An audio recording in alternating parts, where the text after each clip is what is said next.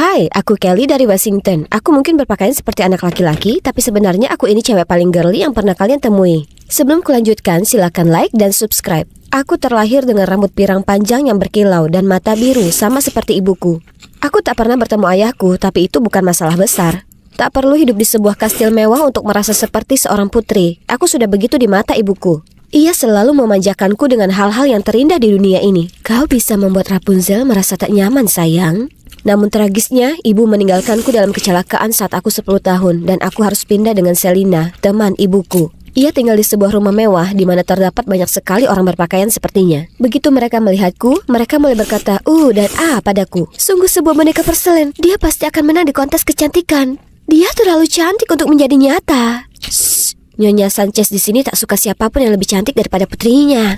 Ya, suasana hatinya sedang tak enak sejak Tuan pergi demi selingkuhannya. Aku hanya menangkap sedikit dari apa yang mereka katakan sebelum Selina menyeretku ke sudut. Sayang, kau dengar mereka. Para laki-laki itu berita buruk. Lihat saja ayahmu sebagai contoh. Jadi jauh-jauh dari mereka. Paham?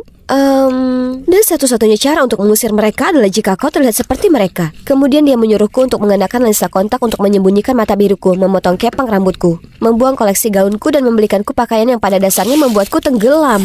Dan voila, aku tampak seperti cowok remaja. Suatu hari aku sedang sendiri di dapur saat ku dengar ada yang berteriak, "Bawakan aku 2 smoothie sekarang juga." Kubawakan 2 jus alpukat, tapi tak sengaja menumpahkan 1 ke wajah gadis ini, mengubahnya menjadi shark. Lihat apa yang kau lakukan. Wajah malaikat putriku ini ditakdirkan untuk jadi Miss USA. Berani-beraninya kamu. Saya minta maaf, Nyonya. Tenang, Bu, wajah masker alpukat memang sedang populer. Sayangnya, aku tetap masih harus menerima hukuman. Tapi tiba-tiba gadis itu berjalan ke arahku. Hei, aku Beatrix. Ayo kita pergi dan bermain. Tapi aku... Jangan khawatir, aku di sini. Ibuku tak akan menghukummu lagi. Kemudian dia membawaku ke kamarnya. Wah, dia bahkan punya kastil di dalam. Beatrix kemudian memakaikan beberapa wig dan makeup padaku. Kulihat diriku sendiri di kaca dan kenangan akan ibu kembali datang. Dengan segera ku keluarkan fotonya yang kubawa bersamaku sepanjang waktu. Kami terlihat sangat mirip. Aku hendak melepaskan lensa kontakku ketika Selina dengan cepat masuk dan menyeretku kembali ke kamarku. Jangan sampai aku mendapatimu ada di sini lagi. Dan jaga jarak dari nona muda. Kita bukan berasal dari dunia yang sama dengan orang-orang seperti mereka. Ingat itu. Tapi yang sedikit Selina tahu, Beatrix baru saja meminta ibunya untuk mengizinkanku untuk pergi ke sekolah bersamanya. Dan sejak saat itu, kami benar-benar tak terpisahkan. Maksudku, sungguhan. Dia menempel denganku mulai dari ruang tamu ke dapur, dari rumah ke sekolah. Jujur, satu-satunya waktu ku dapat ketenangan sejenak adalah saat aku pergi ke kamar kecil. Oh, mungkin juga tidak. Dan setiap kali kami pergi bersama rasanya seperti siksaan. Aku harus berjuang melawan keinginan untuk bersikap girly dan memukul tanganku sendiri kapanpun tanganku mulai meraih barang-barang cantik itu. Dan sekarang tanganku bengkak. Kurasa aku akan merekatkannya ke kantongku lain kali.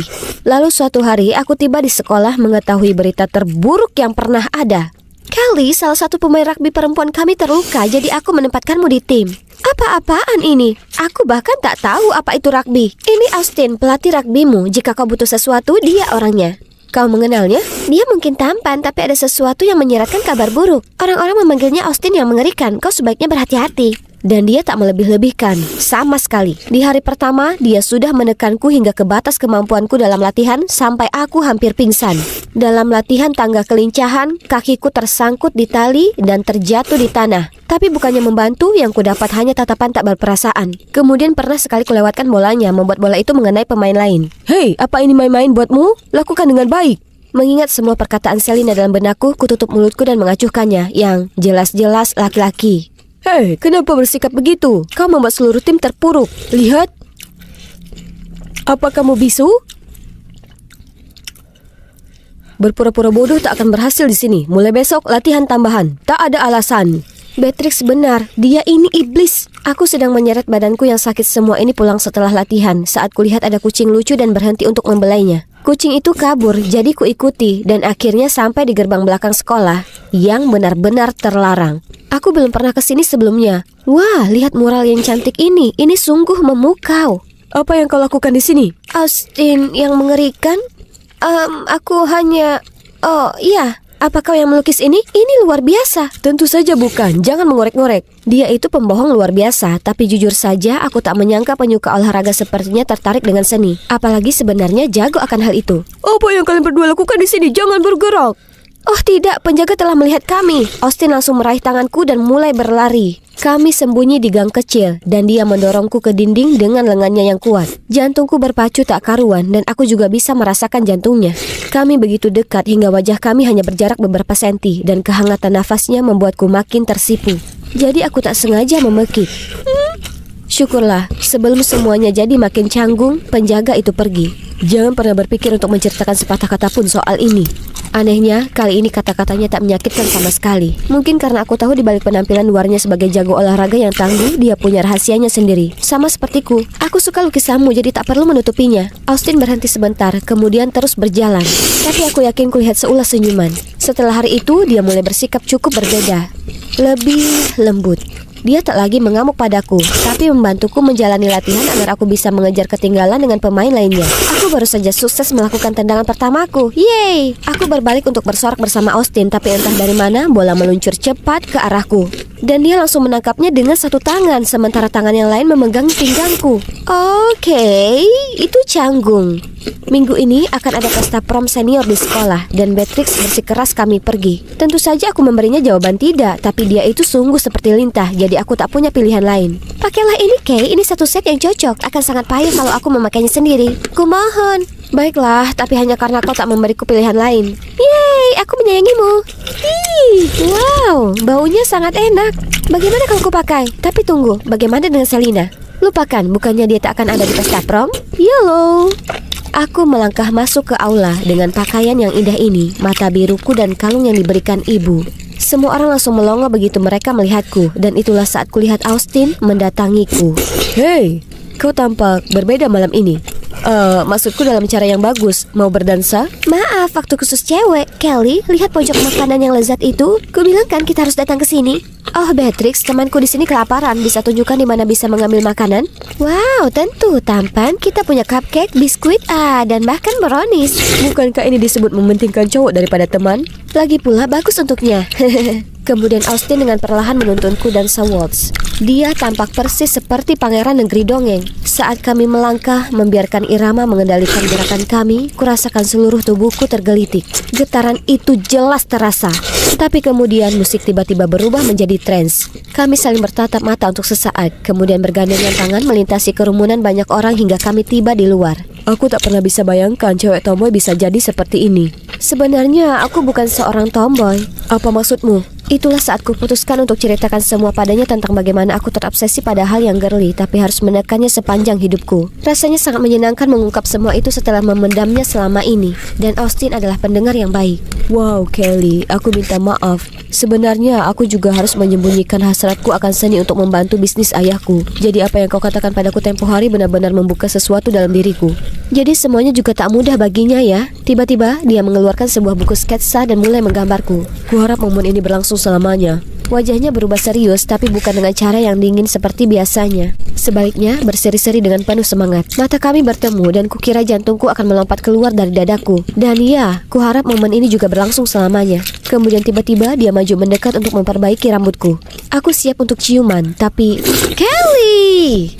Selina, bagaimana dia bisa tahu? Astaga, kau tahu apa yang akan terjadi selanjutnya? Aku tak menyangka kau bisa seceroboh ini. Kau bukan ibuku, dan tak semua laki-laki itu seperti ayah. Kau salah.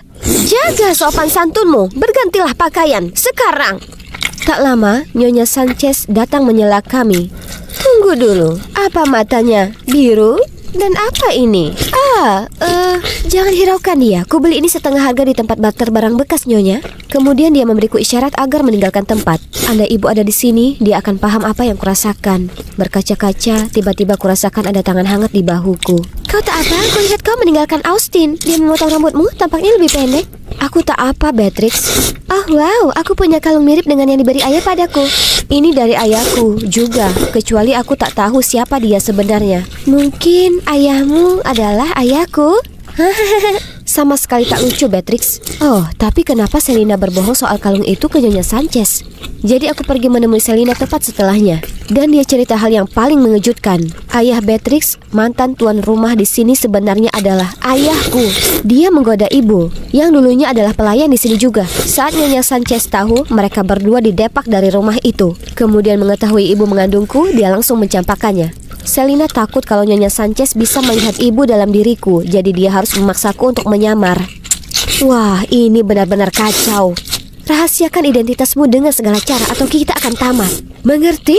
Aku benar-benar kaget, tapi aku tahu kami harus lebih berhati-hati sejak saat itu. Selama seminggu setelahnya, Nyonya Sanchez sepertinya dalam suasana hati yang baik. Suatu hari dia bahkan mengajakku berbelanja. Tapi sebuah studio gaun pernikahan? Apakah ada pernikahan, Nyonya?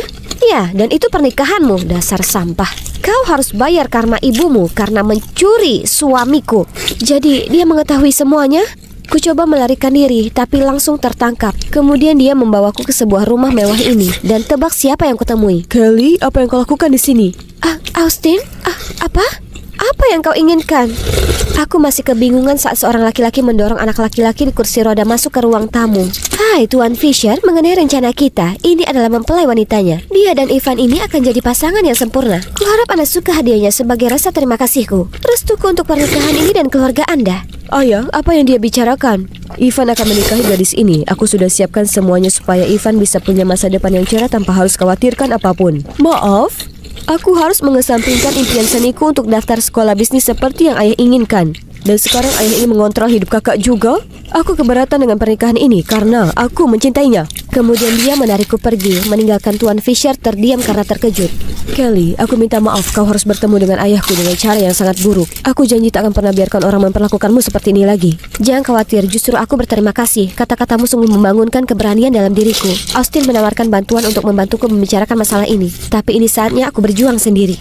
Aku kembali pulang mendapati Nyonya Sanchez yang naik pitam. Beraninya kau bawa wajahmu kembali ke rumah ini. Kau wanita yang kejam. Aku tak akan menikahi orang lain hanya untuk membayar hutangmu. Tepat saat itu, Selina masuk dan dia sungguh berubah jadi banteng. Beraninya kau lakukan itu ke anakku. Aku harus menghentikannya agar tak menerjang ke arah Nyonya Sanchez. Jadi bagaimana dengan apa yang kalian semua perbuat padaku? Kalian tahu yang kulewati bertahun-tahun? Ibunya mencuri suamiku dan kau hanya berharap aku mengabaikannya? Kemudian dia terjatuh dan mulai menangis. Tiba-tiba aku merasa tak enak padanya. Aku menyesal atas apa yang terjadi pada Anda. Tapi itu tak berarti Anda harus menghukum diri Anda sendiri karenanya, atau memberi hak diri Anda sendiri untuk mendikte orang lain seperti itu. Dia tak berhutang apapun dan Anda tak punya hak untuk mengontrol hidup orang lain. Tepat setelahnya, aku dan Selina mengemasi barang kami dan pergi meninggalkan rumah. Berjalan melewati pintu itu, kami merasa lebih bebas lebih dari sebelumnya. Setelah semua drama itu, kami butuh waktu untuk mengembalikan hidup kami ke jalur yang benar. Dari semua uang yang Selina tabung selama bekerja menjadi pelayan, dia bisa membuka toko rotinya sendiri dan mengambil alih kembali kendali atas hidup kami. Dan begitu juga aku. Aku akhirnya kembali ke gayaku seperti putri. Tapi setelah semua hal gila yang terjadi, ada hal yang tak pernah berubah. Ya Tuhan, kini kita saudara tiri. Yeay! Ibuku bilang dia merasa sangat bersalah atas apa yang terjadi, tapi memintaku untuk tetap merahasiakannya. Ups. Dan tentang cowok itu yang kau tanyakan, dia menyelesaikan masalah dengan ayahnya dan coba tebak, sekarang dia bersekolah seni. Oke, sekarang miringkan kepalamu ke kanan. Ya, seperti itu. Astaga, gaun itu membuatmu tampak seperti putri negeri dongeng. Siapa yang berani membuat sang putri terdiam seperti patung selama lebih dari 1 jam? Hah? Si seniman menawan? Sudah hampir selesai. Kumohon.